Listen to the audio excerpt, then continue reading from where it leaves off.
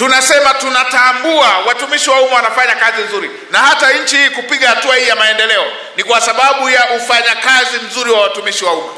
Lakini tumesema kama ilivyo kawaida, hata kwenye familia wapo na wazembe ambao wamekuwa wakisababisha kero kwa wananchi wetu. Wale wanaopiga dana wananchi wanapokwenda kutafuta ufumbuzi wa kero zinazowakabili, hao ndio tunaosema hawatakuwa na nafasi.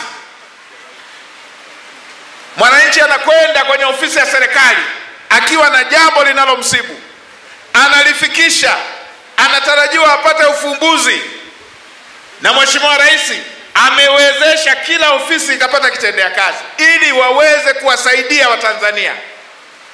Anafika pale, lugha anayokutana nayo si njema. Anafika pale, anasikilizwa, anapigwa kalenda, uje kesho. Anafika pale, anasikiliza, anaambiwa uje kesho kutwa. Kesho kutwa akirudi anaambiwa uje wiki ijayo.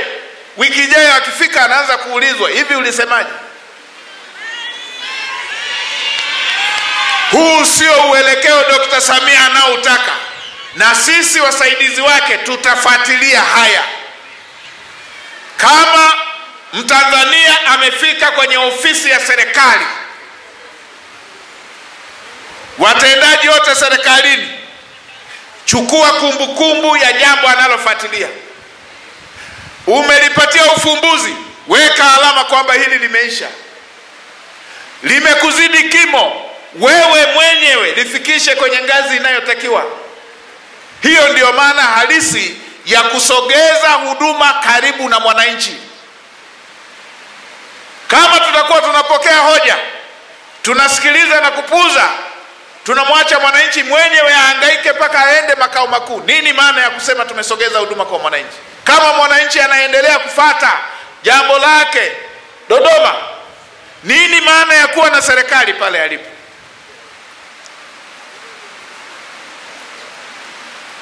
Rais amewezesha miundombinu, amewezesha vitendea kazi, amewezesha magari mengi kwa ajili ya watumishi watendaji serikalini kuwafikia wananchi. Amewezesha pikipiki wawafikia wananchi. Haya magari yameanza tu kuwa na kazi moja ya kwenda kwenye mkutano, kuendea kwenye semina na matembezi. Hili jambo ni lazima tubadili uelekeo. Kwa wakati huu na wakumbusha utaratibu tunaotakiwa kutumia.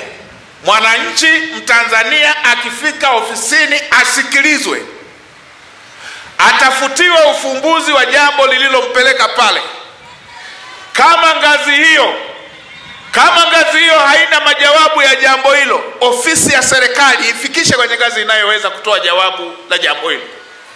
Huo ndio utaratibu wa kumrahisishia Mtanzania, wa kumsogezea huduma alipo.